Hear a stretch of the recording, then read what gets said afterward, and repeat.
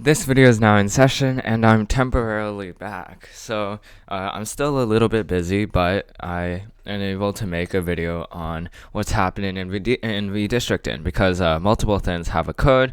So let's go through them. First, we have West Virginia. West Virginia has passed a congressional map, so it reduced its congressional delegation from 3 to 2. And the representatives, or I guess the representatives that get screwed, are Alex Mooney and David McKinley. In this scenario, both of them are in West Virginia's 2nd District, while Carol Miller still has the 1st District to herself.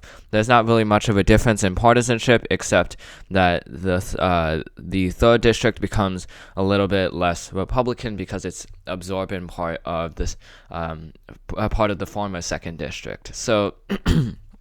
That's what's happening in West Virginia. Not much to note there. And then the two main things to know are Illinois and Wisconsin. So first, let's talk about Illinois because this happened first. So the Democrats proposed a map in the state legislature for the Illinois congressional delegation, and this is a very it's not really a good map for the Democratic Party. The reason why is because the Democrats could have made a cleaner map and could have made a more gerrymandered map than what is currently drawn. So this map basically has Illinois' 3rd district as D+3, 4th district as D+2, 17th district as D+2, and then 13th district as D+7. So the reason why this is not really a good map for the Democratic Party is because if you zoom in, this district right here that Mary Newman currently sits in can be put in much more into the Chicago area, and that would make this district more Democratic. The same can be said for the 14th district, where instead of it being like this, it goes into this. But this district can go more into the Chicago suburbs. So D+2, it's not the best rating for Lauren Underwood.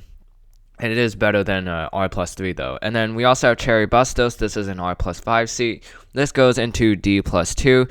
And you can see this map is also poorly drawn out, this district, because you can see that this area right here, which has some Democratic votes, has additional Democratic votes that the Illinois Democrats could have shored up for the Illinois 17th district, but they chose not to. So that's pretty unfortunate. Illinois' 13th district also could have been more Democratic, but it's only D+7. So even though Rodney Davis is in a much worse position from where he is right now at R+8, it's not impossible for him to win this election in 2022, especially if the political dynamics are similar to 2014 or 2010.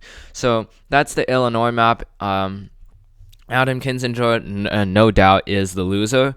But if this map does get passed, the Democrats are also the loser because they could have done better than this. They could have done better than what is this? Like an 11, 14-3 Democratic majority. They could have made these 3 competitive seats much more Democratic, and then they could have made these likely seats double-digit Biden seats. But they chose not to, and as a result, if they do pass this map, that's poorer on the Democrats because they could have done a responsive gerrymander, and they chose not to. Same thing actually goes for Virginia. I don't think we talked about Virginia before, but they also produced some maps, and this map right here is the most favorable one, or actually this might be the most favorable one for the Democratic Party, but you can see it's not super favorable because this seat right here, which I believe is the Democrats' 7th seat, it could have been a lot more Democratic, and the Virginia Commission could have, I guess, proposed a much more Democratic seat, but instead, it's an R+2 seat, and it goes from an R+2. So there's not much of a change besides Abigail Spanberger's seat. She gets put in a much more Democratic district, and then if you look at these 3 districts, they are a lot more packed in to the Virginia suburbs. So this is the best scenario that Democrats have at this moment. This would be the second best, and even this isn't quite that good. Abigail Spanberger gets put into this unfavorable district. This would be an open district that's competitive, and then this would be the same as before. So practically a loss for the Democrats by 1 seat. And then if you look at the rest of the maps, it's really not that good for the Democratic Party. So the Democrats could have done better in Virginia with lobbying the Congressional Commission to just like create a better map. And then finally we have Wisconsin. Wisconsin, in this state, we have 4 proposals. 3 by the commission, and then 1 by the Republican side. So you can see here that previously it used to be 2 Democratic seats and 1 I guess like they had 3 Democratic seats because Ron Kind holds an R+9 district.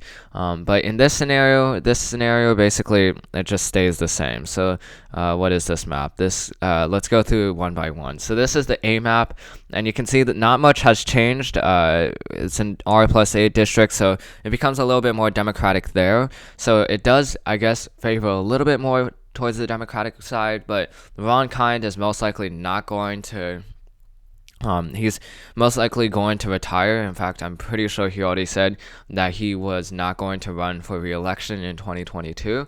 So this seat is almost likely a flip for the Republican Party. And then this seat, it's a little bit too Republican for a new Democrat to unseat the incumbent, to unseat Brian Steele. So, unfortunately for the Democratic Party in Wisconsin, it's just not really a good situation for them because their major vote share, which is in Madison and in Milwaukee, it's hard to gerrymander districts, or at least hard to make districts that can get Milwaukee because it's such in a little spot. And it's also like, it's also similar to what kind of city I could say. It's somewhat similar to Illinois, but it's actually even worse than Illinois because Illinois has like 3 sides, 1, 2, and it has like 3 major areas to it. Because of the curve, if we go to Illinois, because you can see here that there's a curve right here, so it allows the Democrats to gerrymander more seats. But if you look at Wisconsin, if we can load that up, where is Wisconsin? Then you'll see that that curve isn't really as defined in this map, so it's hard to, I guess, make fair maps that split evenly between the Democratic and the Republican Party. So that's the A plan. The B plan is much better for the Democratic Party because it does make an attempt to split the Milwaukee delegation into 2, and this would be the most favorable map for the Democrats yet. Ron Kind's seat would become more Republican, but he's going to retire, so it's not like it's like a good trade-off for the Democratic Party. Here we see that this seat becomes a little bit more Democratic, and this seat becomes a little bit more Democratic. So that's also not necessarily a bad map for the Democratic Party. It's just like not. I mean, all of these maps are not super favorable for the Democrats. And then finally, this Republican plan is not good for the Democrats because both of these districts are pretty Republican, and if there was a Ron Kind kind of candidate, see what I did there, they would most likely lose this district just because it's becoming a lot more Republican, R+9 to R+11. So that's the breakdown of Wisconsin. It's a pretty poor situation for the Democrats in this state, but there's not really much that the Democrats can do just because of how geography works in this state. And then if we look at Illinois and Virginia, these are places where the Democrats could have done better, but as of now, it doesn't seem like they're going to do clean gerrymanders. And then we looked at West Virginia with their 2 congressional districts. So that's the end of this video. I'll probably I might need to take an additional 1-week break before I can fully come back to making videos, but once I'm ready, I'll be able to make a lot of videos, especially because the Virginia and the New Jersey gubernatorial election are happening so soon. So that's the end of this video. Hope you enjoyed it. This video is now adjourned, and I'll see you in the next one.